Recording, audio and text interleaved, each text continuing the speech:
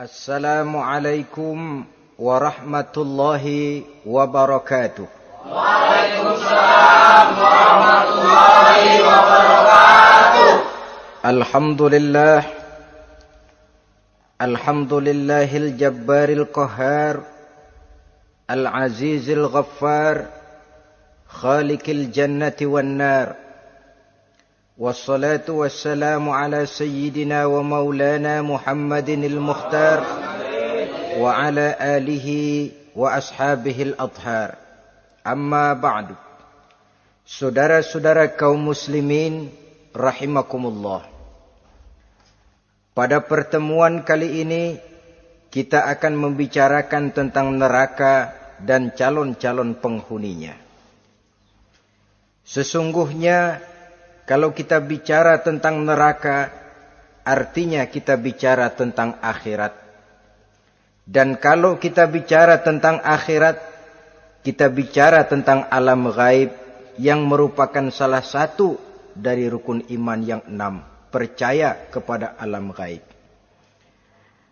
Kalau sudah bicara alam gaib, maka ini di luar batas kemampuan nilai-nilai ilmiah dan di luar batas kemampuan renungan filsafat.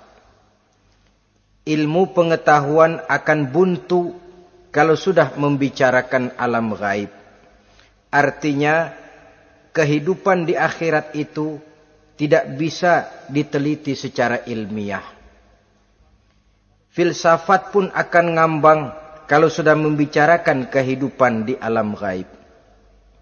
Karena itu kalau kita kembali kepada logika, jika kita ingin mengerti tentang caranya membuat bangku, kita pergi ke tukang bangku dan bertanya kepadanya. Kita ingin mengerti cara membuat mobil, kita pergi ke tukang mobil, ke bengkel mobil dan bertanya kepada ahlinya.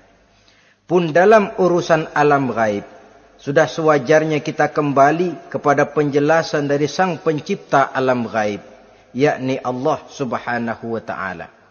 Dan melalui kitabullah Al-Quranul Karim, Allah telah menjelaskan masalah-masalah gaib berupa kehidupan di sorga dan neraka itu secara jelas dan pasti. Dengan kata lain, di dalam membicarakan tentang neraka ini, yang menjadi dasar daripada pemikiran kita adalah rasa iman kepada Allah Subhanahu wa ta'ala.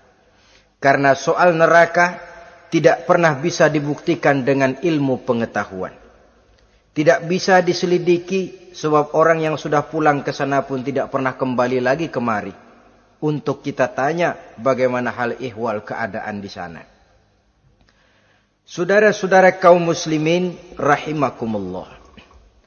Neraka dalam istilah Quran selalu disebut dengan narun,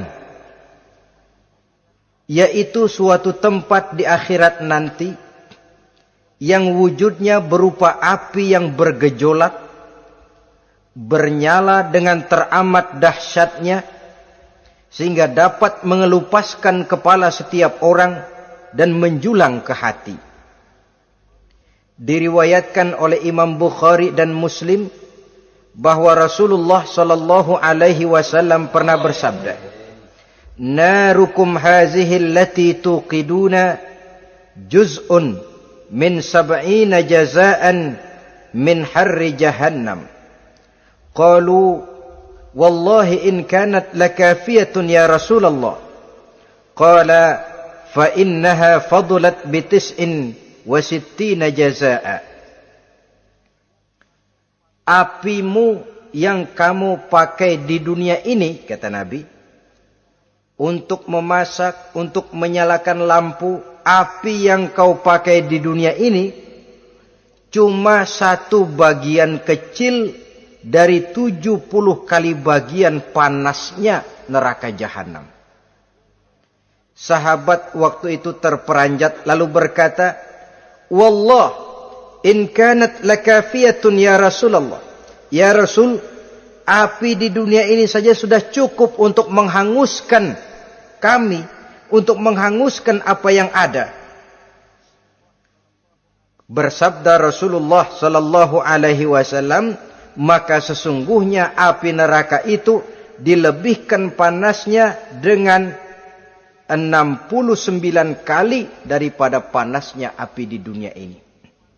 Jadi sepanas-panasnya api yang pernah kita rasakan di dunia ini, maka api di neraka nanti 69 kali lebih panas dari api yang kita rasakan paling panas di dunia.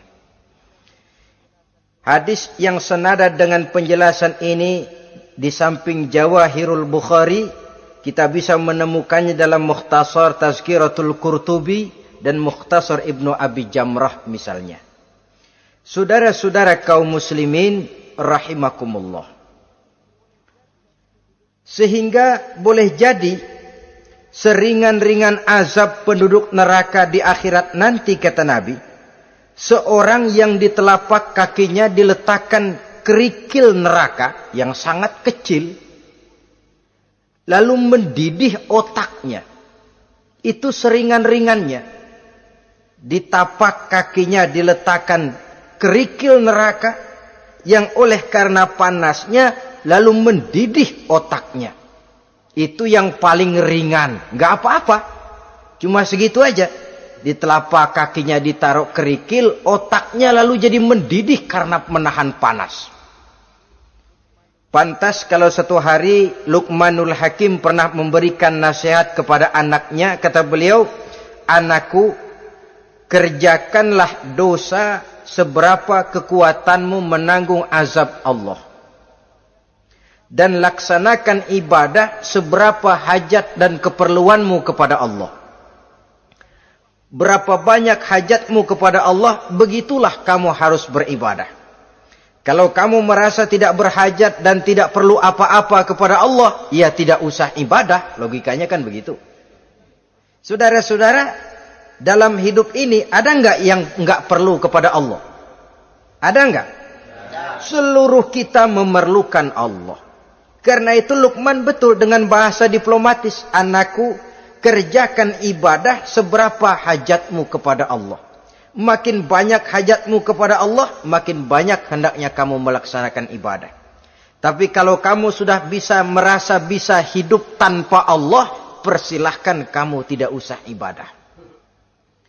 Sebaliknya, kerjakan dosa seberapa kekuatanmu menanggung azab siksaan Allah.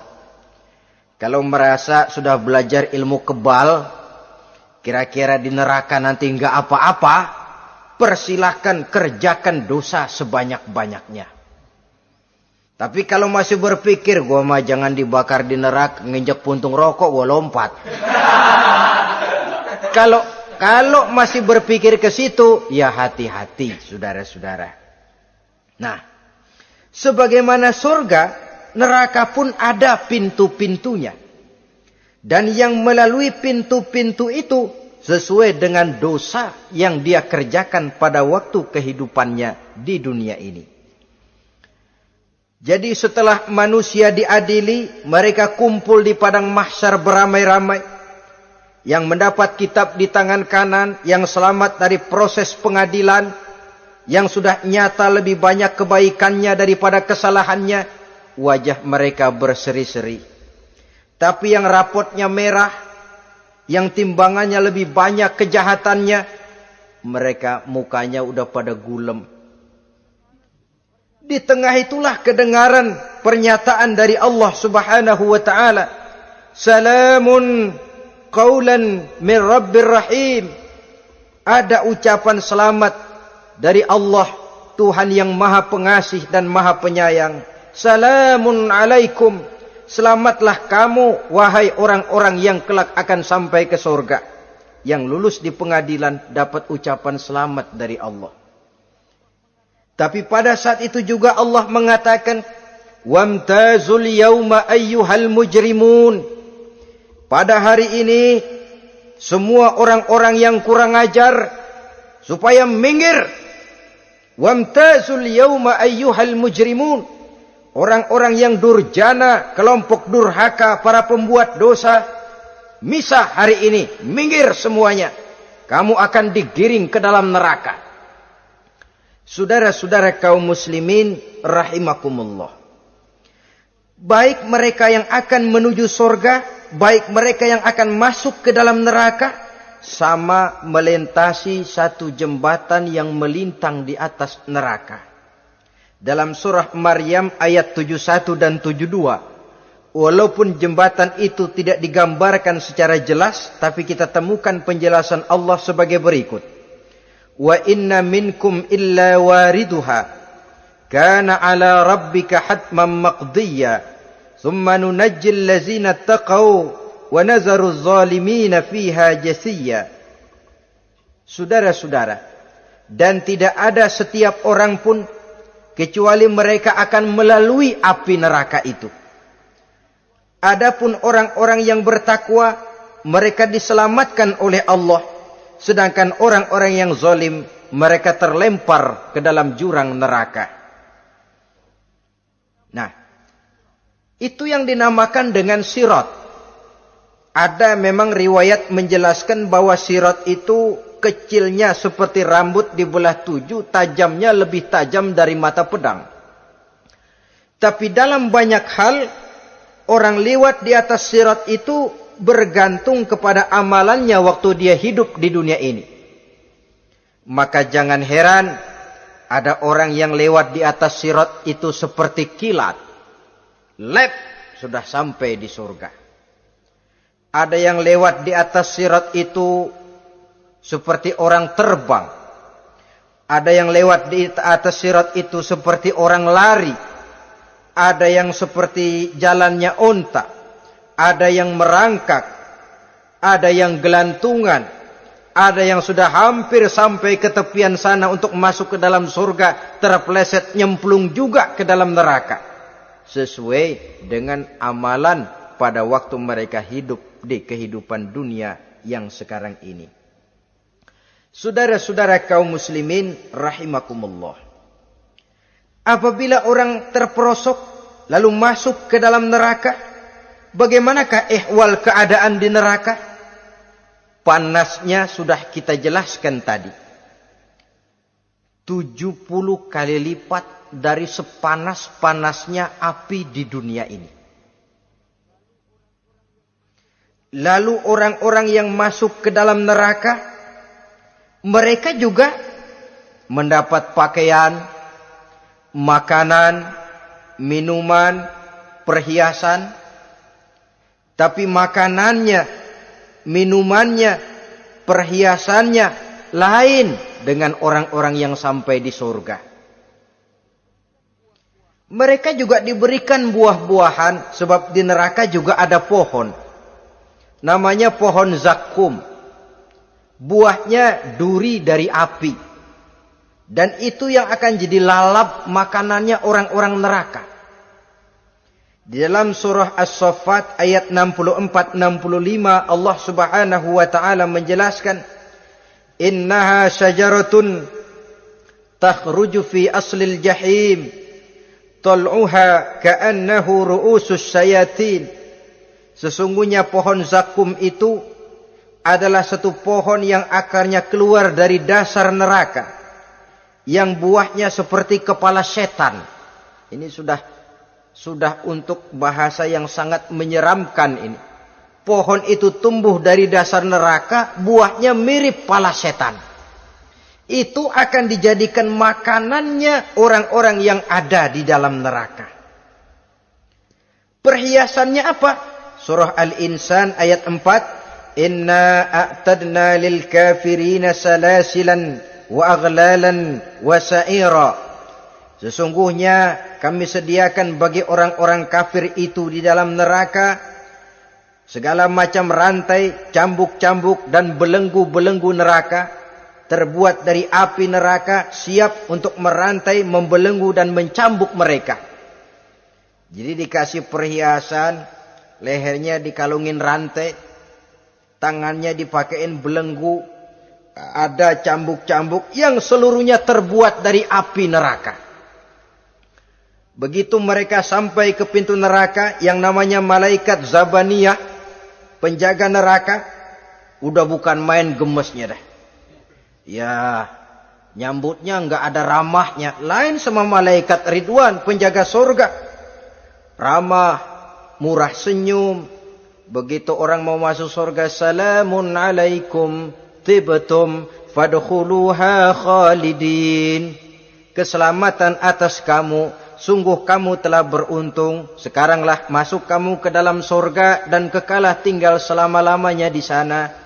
Ramah, murah senyum, selamat datang, selamat tiba di tempat yang penuh kenikmatan. Mari persilahkan. Ini malaikat Ridwan. Malaikat Malik, malaikat Zabaniyah lain lagi. Dia nungguin pabrik.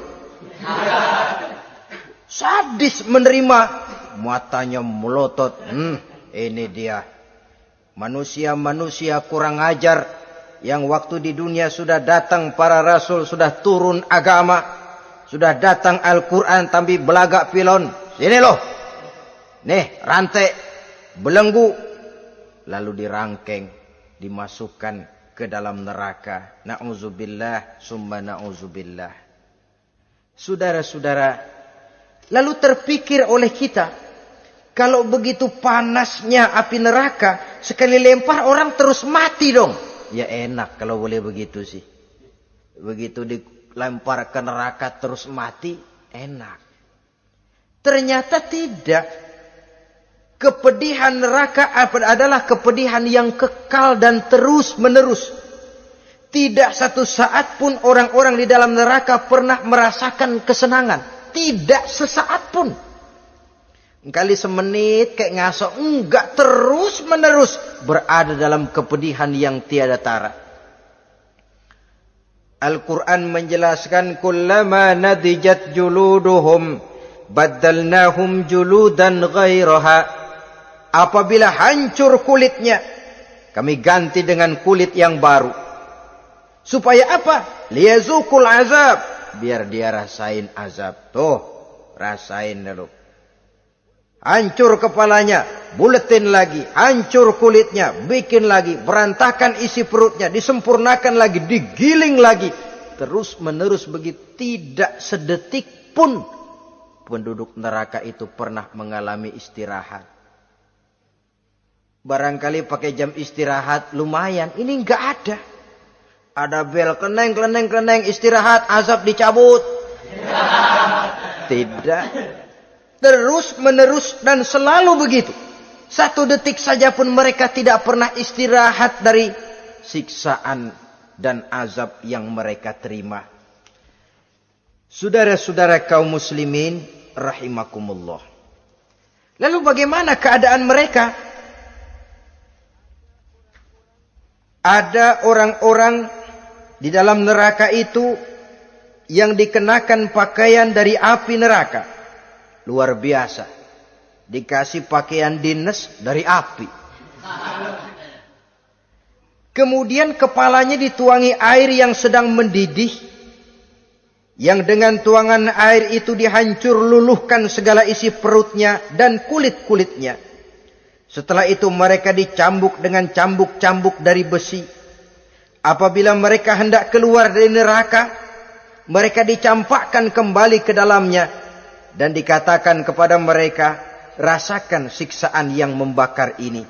Dalam surah Al-Hajj ayat 19 sampai 22, kita bisa simak firman Allah Subhanahu wa taala.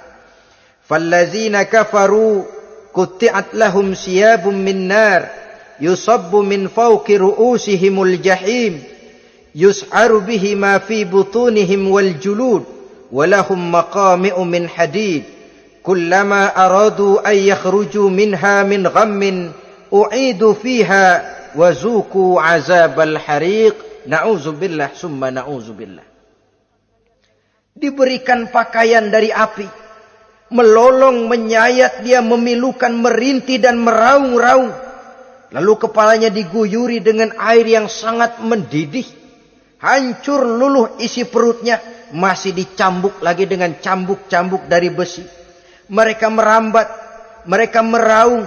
Mereka hendak lari. Mereka ingin keluar dari neraka.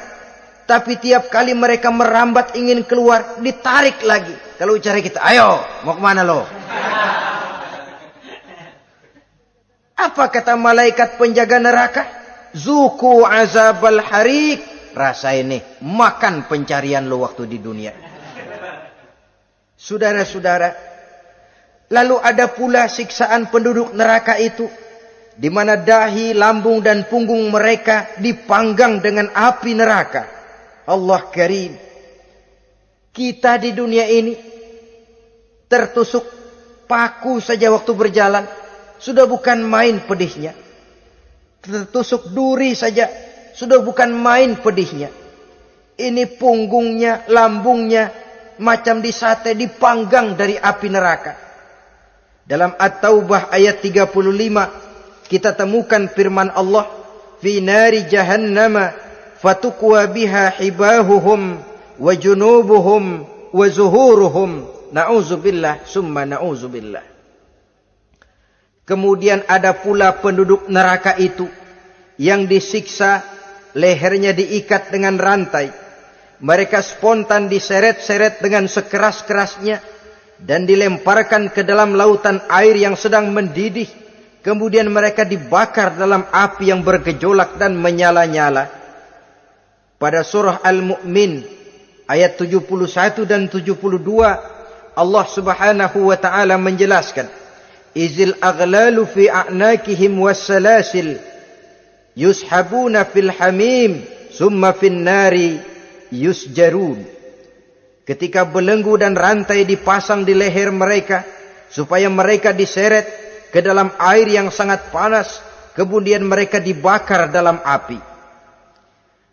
Ada lagi penduduk neraka yang dipegang jambulnya lalu diseret ke tengah-tengah neraka, kemudian kepalanya digerujuki dengan air yang mendidih seperti yang dijelaskan dalam surah Ad-Dukhan ayat 47 dan 49. Pendeknya, azab dan siksaan neraka itu sesuailah dengan amalan dosa yang dikerjakan manusia pada waktu kehidupan di dunia ini.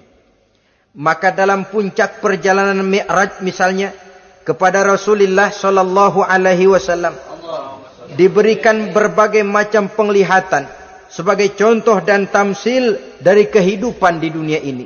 Sejak dari penglihatan di jalan sampai kepada penglihatan surga dengan segala kenikmatannya dan neraka dengan seluruh azabnya, seluruhnya merupakan contoh teladan.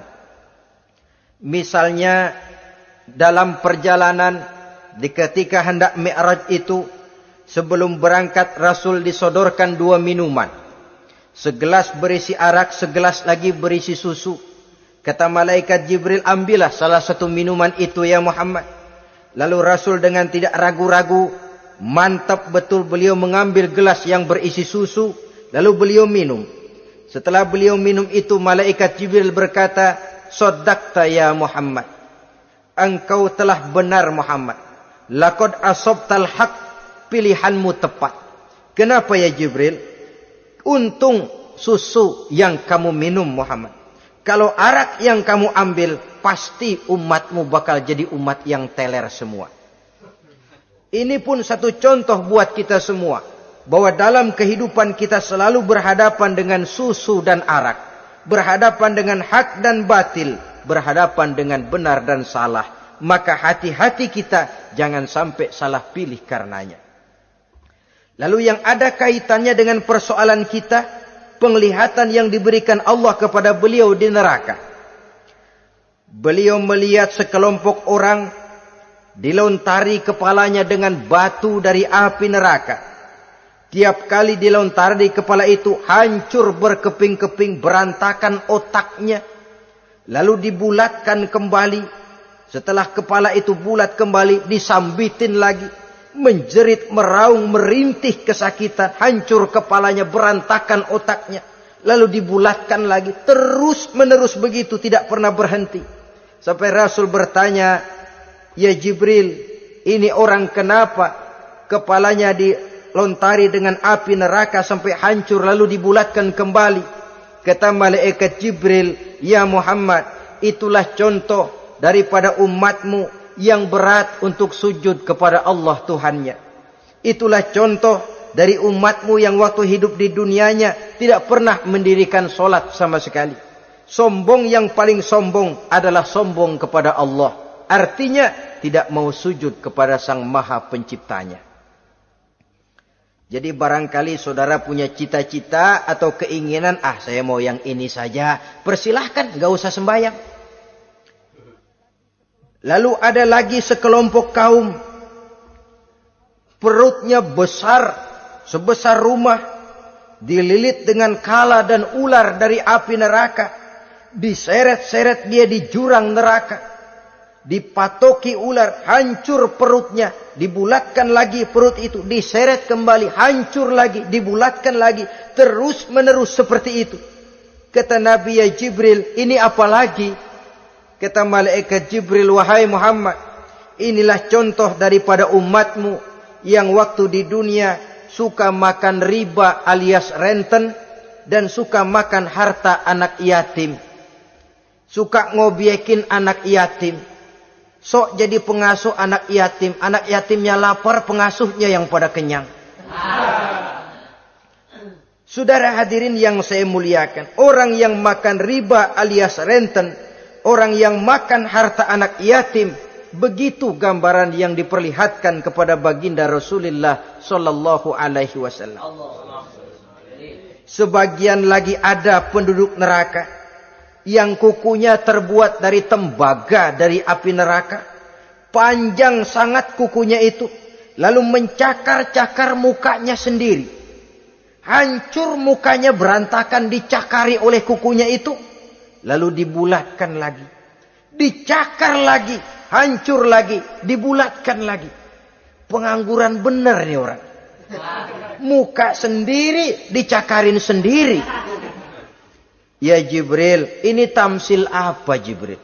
Ya Muhammad, itulah contoh dari umatmu yang pada waktu di dunianya enggak pernah rukun sama sesama saudaranya muslim. Suka nyari aib orang lain.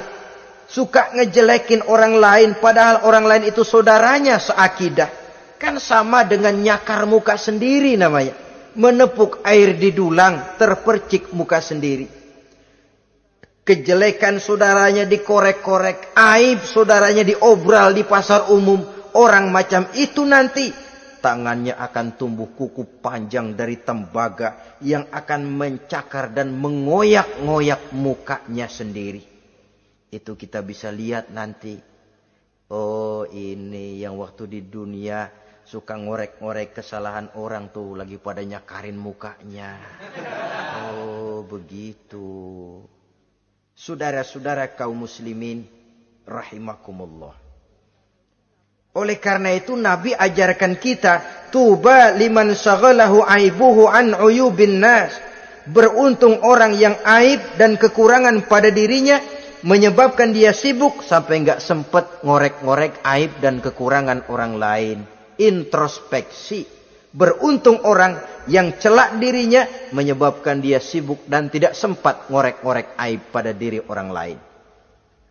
Ada pula di antaranya dilihat oleh Rasul, di antara penduduk neraka itu orang yang lidahnya terjulur memanjang. Kemudian dipotong lidah itu dengan gunting dari api neraka.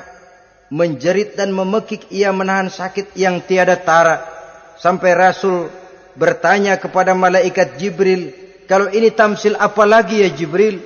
Kata malaikat Jibril, wahai Muhammad, inilah contoh dari umatmu, orang-orang yang waktu di dunia tidak pandai menjaga lidahnya, suka menggunjing orang, suka memfitnah orang, suka ghibah dan namimah, suka ngomongin orang di belakang yang bersangkutan. Maka hari ini lidahnya menjulur menjadi panjang dan dipotong dengan gunting dari api neraka. Lalu Rasul juga melihat sekelompok orang perempuan tergantung rambutnya dari gantungan api neraka. Kemudian dipanggang dari duburnya sampai ke atas kepalanya dengan tombak dari api neraka, meraung dan merintih serta mengeluarkan nanah dari kemaluannya.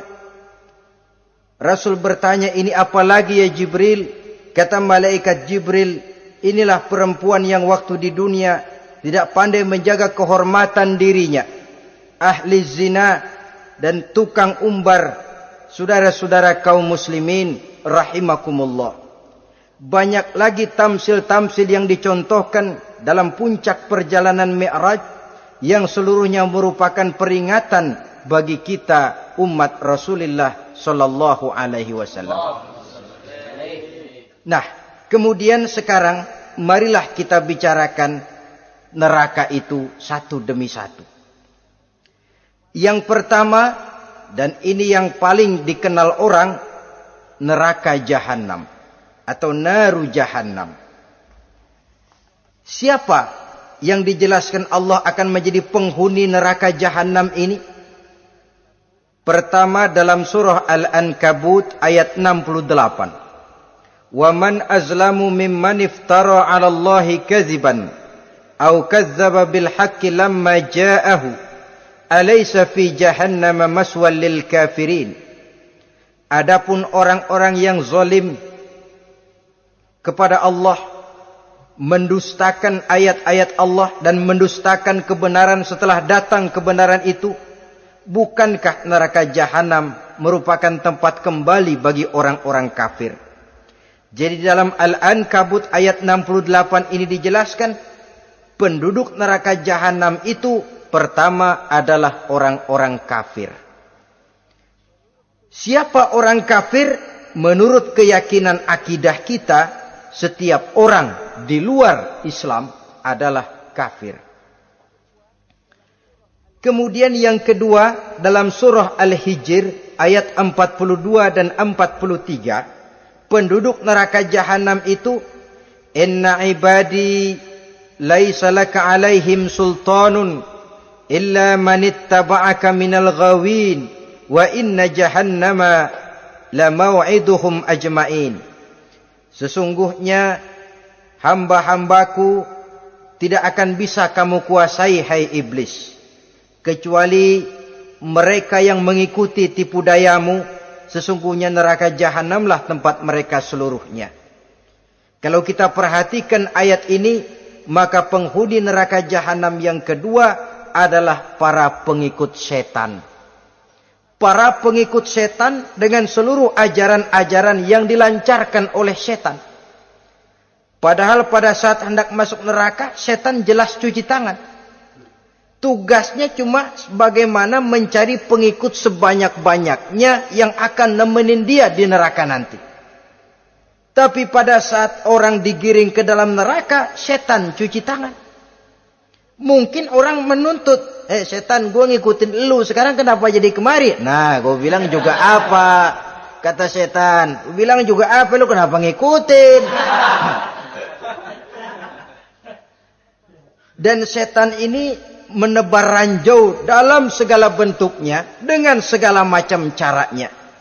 Para pengikut setan yang menjauhi tuntunan agama, memperturutkan hawa nafsunya. Setan membisiki manusia lewat minuman keras. Setan masuk manusia lewat judi, lewat zina, lewat kenikmatan yang melalaikan orang dari kehidupan akhirat dan selanjutnya, dengan segala macam jalan. Kadang-kadang dalam ibadah setan juga masuk. Kalau tidak ditimbulkannya takabur, ditimbulkannya sikap ujub dalam diri kita. Timbul rasa diri lebih benar dari orang lain. Dan ini jelek. Timbul rasa nganggap enteng orang lain. Itu kan ujub. Nggak dikelihatanin orang, cuma hatinya aja ngomong sendirian. Kalau gue lihat di kampung ini nggak ada yang kayak gue. Bayangnya kayak ibadahnya kayak udah aing pang paling nak yo di dia. Itu juga bisikan iblis. Dan dia tidak segan-segan mengaku jadi Tuhan iblis itu. Dan ini diceritakan dalam kehidupan Sayyidus Syekh Abdul Qadir Jailani. Ketika beliau sedang ibadah di mihrab dalam masjid, datang seberkas sinar. Sinar itu ngomong, ya Abdul Qadir ana rabbuk. Hai Abdul Qadir, aku Tuhanmu, kata cahaya tadi. Sudah cukup kamu ibadah Abdul Qadir. Sembayangmu udah banyak, puasamu udah banyak, jihadmu cukup. Maka mulai sekarang berhenti dah ibadah. Aku bolehkan kepada kamu segala yang dilarang. Cuma yang didatangi Syekh Abdul Qadir. Sehingga mendengar cahaya tadi ngomong begitu, beliau ambil kasut sendal, disambitnya cahaya tadi, izhab ya la'in. Pergi laknat terkutuk iblis kamu. Masa saya disuruh berhenti sembahyang karena hati saya sudah baik? Kalau hati sudah baik lalu boleh berhenti sembahyang, mestinya yang paling dulu berhenti sembahyang Nabi Muhammad, sebab beliau orangnya paling baik. Tapi Nabi hatinya baik, sholat jalan terus, hukum halal haram berlaku. Ini kadang-kadang orang sekarang baru ibadah dikit banget merasa dapat bisikan katanya, wangsit. Ya berhenti sembahyang madep mulu, nah madep ngudik sembahyang. Bikin ajaran yang aneh-aneh. Nah kalau satu orang boleh dapat wangsit, saya juga boleh dong ngomong dapat wangsit. Saya juga boleh dong mendirikan aliran kepercayaan. Saya ngilang dulu dari kampung saya kira-kira 3 tahun. Saya nyepi di kaki Gunung Salak, pulang piara jenggot, pakai belangkon. Di depan nama saya pakai embel-embel mbah. Saya ngaku dapat wangsit di Gunung Ano, mewahyukan kepada saya ano. Saya cari murid yang fanatik. Saudara-saudara kaum muslimin rahimakumullah, setan membisiki manusia hatta kita sedang ibadah sekalipun dibisikinya. Caranya, mula-mula dia bisikin, lu sembahyang buru-buru dah. Buru-buru udah. Akhirnya apa? Rukuk kita enggak sempurna, sujud kita enggak lengkap, tumakninah kita kurang, bacaan kita tajwidnya enggak kena. Kalau itu bisa kita atasin, kita sembahyang sebagaimana yang seharusnya, dia bisiki lewat jalan lain lagi. Suruhnya yang pendek-pendek aja dah. Atau habis sembahyang udah sigrah, udah jangan pakai wirid, jangan pakai zikir. Dengan segala macam jalan. Dibisikinya was-was ke dalam diri kita. Sehingga ada satu riwayat walaupun dhaif, tapi ini baik untuk dijadikan pelajaran. Konon iblis itu kalau subuh keliling dia. Bawa kulit kambing, jarum, sama tepung. Ditanya orang, iblis ini buat apa? Oh, kulit kambing. Gunanya tahu nggak? Kalau begitu subuh, sudah muazin bilang, as-salatu khairum minan naum. Salat lebih baik daripada tidur. Maka ini kulit kambing mulai aku hamparkan buat hamba-hamba Muhammad. Jadi begitu dengar azan, cuma udah bikin anget udah tidur. Kenapa? Kulit kambing belis masuk. Saudara-saudara, lalu kata orang tadi lagi, lah kalau tepung buat apa itu? Oh, tepung. Itu kalau umat Muhammad mau baca Quran, baca kitab, mutolaah, gua aurin tepung matanya. Biar dia sepet. Makanya kalau sudah ngaji, baca Quran, bawaannya udah ngantuk aja ngantuk. Oh begitu, iya. Lah kalau duri paku itu buat apa? Nah ini duri paku. Kalau umat Muhammad mau hadir di majelis taklim, mau pergi ngaji, mau duduk iktikaf di masjid, gua pasangin paku di pantatnya. Jadi kalau sudah duduk di masjid, kelasat, kleset. Hadir di majelis taklim, kelasat, kleset. Bawaannya mau udahan melulu. Itu duri-duri dan paku-paku yang memang ditebarkan oleh iblis. Saudara-saudara kaum muslimin rahimakumullah. Jadi para pengikut setan dengan segala macam perangkapnya ini pun. Ya perangkap setan itu ya dunia. Dunia itu ya isinya harta, tahta, wanita. Kan perangkap dunia itu. Harta, tahta, wanita. Ini sering bikin orang buta. Perangkap dunia. Dan merupakan perangkap setan sekaligus. Nah, yang ketiga, penghuni neraka jahanam adalah para pembuat dosa, orang-orang yang durhaka. Dalam Toha ayat 74 Allah menjelaskan, innahu may ya'ti rabbahu mujriman fa inna lahu jahannam. Sesungguhnya orang-orang yang datang menghadap Allah dengan berlumuran dosa, maka sesungguhnya bagi mereka adalah neraka jahanam. Dan yang keempat, penghuni neraka jahanam orang yang kufur nikmat. Tidak cuma kufur iman, tapi kufur nikmat bisa menyebabkan orang masuk neraka jahanam. Belum pernah merasakan dalam hidupnya bahwa Allah memberikan nikmat kepadanya, bagaimanapun besar karunia dan nikmat itu. Dalam surah Ibrahim ayat 28-29 Allah menjelaskan, Alam tara ilal ladzina baddalu ni'matallahi kufran wa ahallu qaumahum darul bawar jahannama yaslaunaha wa bi'sal qarar. Tidaklah engkau perhatikan, tidaklah kau lihat orang-orang yang mengganti, menukar nikmat Tuhannya dengan kekufuran. Diberikan nikmat berupa Islam, digantinya dengan kekufuran. Dia tidak tahan kesengsaraan dunia lalu memilih kesengsaraan akhirat. Padahal kesengsaraan akhirat lebih abadi dari kesengsaraan dunia. Ada orang yang gak tahan miskin dunia, lalu menjatuhkan pilihan lebih memilih miskin akhirat. Ya Allah, keliru besar. Karena gak tahan hidup miskin di dunia, ada yang nawarin ngasih supermi 3 bungkus, iman telap. Ada yang ngasih beras, pindah agama. Ada yang bawain pakaian bekas, tukar akidah, pindah iman. Innalillah. Ditukar kemiskinan dunia dengan kemiskinan akhirat. Padahal kemiskinan dunia berapa tahun? Setahun umur manusia. Sepanjang-panjang umur orang sekarang kan. 100 tahun udah jarang umur orang sekarang. 70 aja udah cakep tuh. Sebenarnya kalau 70 tuh ada jatah lebih tuh, 7 tahun. Toh kalau ikut Nabi 63 tahun kan, Nabi wafat. Kalau kita sudah umur 70 tuh ada jatah ekstra 7 tahun. Oh ya, dimanfaatkan baik-baik mestinya. Taruhlah kemiskinan dunia, bagaimanapun melaratnya dunia, bagaimanapun sengsaranya dunia, cuma sebatas umur kita. Tapi kalau nikmat Islam ini harus kita tukar dengan yang lain. Baddalu ni'matallahi kufran. Menukar, mengganti nikmat yang diberikan Allah dengan kekufuran. Artinya kita menukar kemiskinan sementara dan kita memilih kesengsaraan dan kemiskinan abadi. Di akhirat kita miskin, di neraka kita miskin, miskin abadi. Di neraka kita sengsara, sengsara abadi. Saudara-saudara kaum muslimin rahimakumullah. Itu neraka jahanam. Yang kedua dinamakan neraka jahim. Siapa mereka ini para penghuninya? Siapa mereka ini para penghuninya?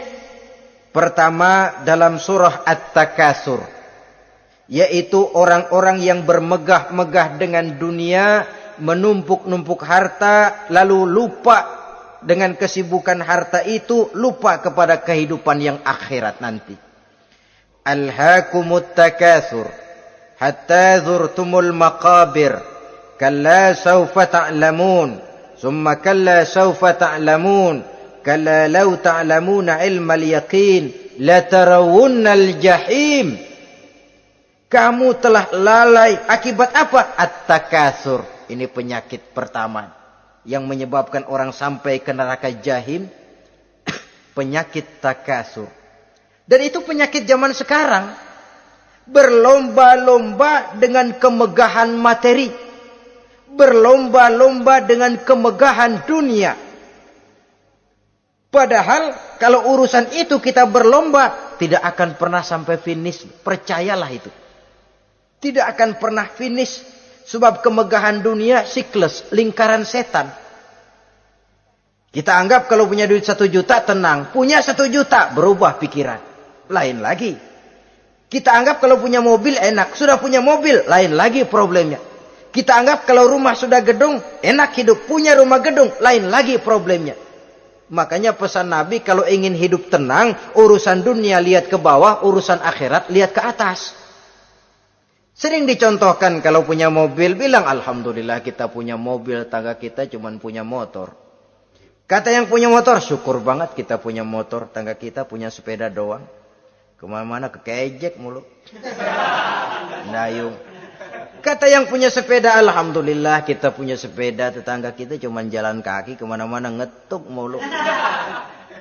Kata yang jalan kaki, alhamdulillah masih bisa jalan, tangga kita sebelah lumpuh bertahun-tahun gak kemana-mana. Kata yang lumpuh, alhamdulillah masih hidup, tangga kita kemarin mati gak balik lagi. Itu dalam urusan dunia. Sehingga sifat takatsur ini hilang. Tapi urusan akhirat, lihat ke atas. Kalau dia begitu sibuknya bisa jaga sholat, kenapa saya tidak? Kalau dia hidupnya sederhana, rajin sedekah, kenapa saya yang lebih kok enggak sanggup? Kalau dia bisa baca Quran, kenapa saya enggak? Lalu timbul gairah ingin mencontoh. Mencontoh orang dalam urusan ibadah menimbulkan ketenangan jiwa. Dan itu ada garis finishnya. Tapi kalau yang lumpuh lihat yang bisa jalan lihat yang naik sepeda, yang sepeda punya lihat motor, sudah punya motor lihat mobil, lihat pesawat terbang, lihat kereta api. Kapanlah awak nih mau bersyukur? Yang ada kurang saja padahal nikmat itu tidak pernah berhenti. Bukan dilarang orang kaya, tetapi perlombaan memperkaya diri itu yang dilarang. Karena kalau sudah perlombaan namanya jor-joran sifatnya. Prinsipnya tujuan menghalalkan cara ini yang dijaga oleh agama. Saudara-saudara, selain penyakit takasur yang menyebabkan orang sampai ke neraka jahim, juga perbuatan durjana. Dalam Al-Infitor ayat 13-14, innal abrara lafi na'im wa innal fujjara lafi jahim. Orang-orang yang berbakti, berbuat kebajikan, mereka akan mendapatkan neraka surga naim. Tetapi orang-orang yang fujar, durjana, kurang ajar, durhaka, lafi jahim, mereka akan mendapatkan neraka jahim. Lalu siapa lagi penghuni jahim itu? Orang-orang yang menentang dan menantang ayat-ayat Allah. Wallazina sa'au fi ayatina mu'ajizin ulaika ashabul jahim. Dan orang-orang yang berusaha menantang ayat-ayat Allah sehingga melemahkan orang-orang yang mau mengikuti rasul-rasul Allah. Menantang ayat Allah dan membuat lemah orang yang mengikuti rasul. Melemahkan semangat orang yang mau mengikuti khitah dan perjalanan rasul. Lu mau bangun masjid, iya. Berabe, berat, jangan. Si anu aja kapok. Majelis taklim, pahit. Ngaji, berat, melemahkan ini. Sudah dia rusak, merusak lagi. Kalau rusak kan cuma sendirian. Ini tidak, sudah rusak, merusak. Mu'ajizin, melemahkan orang-orang yang mau mengikuti ayat-ayat Allah. Dan itu tidak jarang zaman sekarang ini. Orang yang melemahkan semangat kita dalam berjuang menegakkan kebenaran. Kita yakin Islam agama yang benar, kita yakin Islam agama yang sempurna. Ada saja orang yang melemahkan semangat kita. Yang berteori bahwa ada ayat-ayat Quran yang tidak relevan lagi dengan situasi dan kondisi. Yang berteori bahwa Nabi Muhammad cuma sebagai manusia biasa yang tidak terlepas kemungkinan dari salah. Pendeknya melemahkan nilai-nilai semangat kita untuk memperjuangkan Islam ini. Ini pun termasuk mu'ajizin. Mereka akan menemukan nanti di akhirat kapling di dalam neraka yang dinamakan neraka jahim. Na'udzubillah summa na'udzubillah. Yang ketiga, saudara-saudara, di antara nama neraka itu adalah neraka hawiyah. Siapa penghuni neraka hawiyah ini? Dalam surah Al-Qari'ah ayat 8-11 dijelaskan secara simpel, wa amma man khaffat mawazinuhu fa ummuhu hawiyah. Adapun orang-orang yang ringan timbangan kebaikannya, maka tempatnya adalah neraka hawiyah. Artinya orang ini lebih berat timbangan kejahatannya, sedikit kebaikannya sehingga jadi ringan di timbangan akhirat nanti. Salat, puasa, zakat, tapi dosa yang dikerjakan masih lebih banyak ketimbang kebaikan yang dikerjakannya itu. Maka orang semacam ini apabila tidak mendapat syafaat, maka dia akan masuk ke dalam neraka yang namanya neraka hawiyah. Lalu yang keempat, neraka wail. Dalam surah Al-Ma'un ayat 1-7, garis besarnya yang mendapat neraka wail adalah para pendusta agama. Siapa sih pendusta agama itu? Ara'aita allazi yukazzibu biddin? Tidakkah kamu lihat siapa orang-orang yang mendustakan agama? Mendustakan agama. Beragama tapi bohong. Salatnya bohong. Hajinya bohong. Puasanya bohong. Mendustakan agama. Siapa mereka? Fadzalikal ladzi yad'ul yatim. Pertama, orang yang suka menghardik anak yatim. Anak yatim yang lemah, anak yatim yang tidak berdaya, yang hidup dipayungi kemiskinan dan kekurangan, bukan ditolongnya, malah dihardiknya. Jangan lupa, saudara yang sudah 2-3 kali pergi ke Makkah, saudara yang khusyuk dalam sujudnya, saudara yang mantap dalam puasanya, mungkin saja bisa terhalang masuk ke dalam surga. Karena di samping rumah saudara ada anak yatim merintih menahan lapar dan haus. Saudara tahu, saudara mampu, tapi saudara diam saja tidak mau mengulurkan tangan. Mungkin itu yang akan mengganjal saudara untuk masuk ke dalam surga. Wala yahuddu ala tu'amil miskin. Mereka membiarkan fakir miskin, tidak memberikan makan. Kemudian fawailul lil musallin. Mereka juga melalaikan solat. Allazina hum an solatihim sahun. Allazina hum yura'un. Mereka juga riak di dalam amalnya. Saudara hadirin kaum muslimin rahimakumullah. Melalaikan solat, kemudian riak dengan amalnya, termasuk amalan solatnya. Kalau jadi imam, bahasanya dibuat sepasih-pasihnya, surahnya yang panjang-panjang, paling pendek sabbihis sama wadduha. Tapi kalau solat sendirian cukup qul huwallahu ahad sama inna a'toinakal kautsar. Hilang lagi nilai keikhlasannya. Dan terakhir, mereka enggan untuk membayar zakat. Yang memenuhi ciri-ciri inilah yang dikatakan sebagai pendusta agama.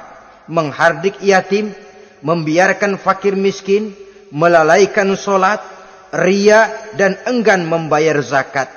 Mereka divonis mendapat neraka wail. Seperti dalam surah Al-Ma'un ayat 1 sampai dengan 7. Saudara-saudara kaum muslimin rahimakumullah. Yang kelima, neraka sa'ir. Neraka sa'ir ini pertama buat mereka yang memakan harta yatim. Kalau tadi tidak mau membantu, ini malah membantu tapi tujuannya malah ngobyekin anak yatim. Mereka yang memakan harta yatim dalam An-Nisa ayat 10. Innal ladzina ya'kuluna amwalal yatama zulman innama ya'kuluna fi butunihim nara wa sayaslawna sa'ira. Sesungguhnya orang-orang yang memakan harta anak-anak yatim dengan zalim, mereka sebenarnya telah memakan neraka, memasukkan api neraka ke dalam perutnya. Mereka akan dilontarkan ke neraka sa'ir. Selain itu, orang-orang yang mengingkari apa yang diturunkan oleh Allah Subhanahu wa ta'ala, mengingkari kebenaran Quran, mengingkari Rasul, pendeknya mengingkari Islam, dijelaskan dalam surah Luqman ayat 21. Yang keenam, saudara-saudara, yang dinamakan dengan neraka laza namanya. Pertama, untuk pembangkang dan orang yang menjauhi agama. Yang kedua, orang yang berpaling dari kebenaran. Dan yang ketiga, orang yang suka menumpuk-numpuk harta dan menyimpannya, tidak mau membayar zakat, infak, apalagi sedekah. Ini kita temukan penjelasannya dalam surah Al-Ma'arij ayat 15 dan 17. Yang ketujuh dinamakan neraka Sakor. Siapa penghuni neraka Sakor ini? Pertama, orang yang tidak pernah sholat. Yang kedua, tidak pernah memberi makan orang-orang miskin. Yang ketiga, ahli membicarakan yang batil. Strategis betul dia, ulung kalau sudah mengatur kebatilan. Kemudian yang keempat, orang yang mendustakan hari akhir. Dalam surah Al-Muddatsir ayat 42 sampai 47, kepada penduduk neraka Saqar ditanya, "Ma salakakum fis Saqar?" Apa yang menyebabkan kamu masuk ke dalam neraka Saqar? Qalu lam naku minal musallin wa la naku nut'imal masakin wa kunna nakhudu ma'al khaidin wa kunna nukadzibu yaumaddin. Mereka menjawab, kami di dunia tidak pernah solat, tidak pernah memberi makan fakir dan miskin. Kami selalu berkumpul dengan orang-orang yang batil dan membicarakan kebatilan, dan kami mendustakan adanya hari akhir. Yang kedelapan, yang terakhir adalah neraka Khutamah. Ini diperuntukkan bagi para pengumpat, pencela, para penghina orang lain, mencari aib saudaranya, kemudian juga mereka menumpuk, menghitung-hitung harta, lalu kikir dan bakhil dengan hartanya itu. Dalam surah Al-Hujurat ayat 11-12, kemudian surah Al-Humazah ayat 1 sampai dengan 7, kita temukan penjelasan itu. Pada akhirnya saudara-saudara, kalau penduduk surga mereka kekal di dalamnya, maka penduduk neraka ini ada dua macam. Ada penduduk musiman, ada penduduk permanen. Kalau yang namanya penduduk permanen itu sudah punya paspor KTP itu. Memang penduduk permanen itu mereka yang kekal selama-lamanya di dalam neraka. Mereka lah orang-orang musyrik dan orang-orang kafir, termasuk orang-orang munafik. Bahkan lebih dahsyat lagi yang namanya munafik. Kata Allah, innal munafiqin fid darkil asfal minan nar. Orang munafik itu berada di dasar jurang neraka yang paling bawah, keraknya neraka. Saudara-saudara, adapun penduduk yang semi permanen, ia masuk neraka buat sementara saja, sekedar dengan dosa-dosa yang dikerjakannya. Mereka adalah orang-orang mukmin yang asli, orang-orang Islam yang waktu di dunianya berbuat dosa. Mereka masuk ke dalam neraka, menerima azab sesuai dengan dosa yang dikerjakannya. Setelah itu mereka akan diangkat dari surga untuk ditempatkan di dalam. Mereka akan diangkat dari neraka untuk ditempatkan di dalam surganya Allah Subhanahu wa ta'ala. Seperti banyak dijelaskan dalam hadis-hadis sahih yang diriwayatkan oleh Imam Bukhari dan Muslim. Nah, inilah sekelumit tentang neraka dan calon-calon penghuninya. Mudah-mudahan Allah jauhkan kita. Allah jauhkan anak cucu kita. Amin. Allah jauhkan seluruh keluarga kita. Amin. Dari neraka dan dari azab neraka. Amin. Terima kasih dan mohon maaf. Wassalamualaikum warahmatullahi wabarakatuh. Waalaikumsalam warahmatullahi wabarakatuh.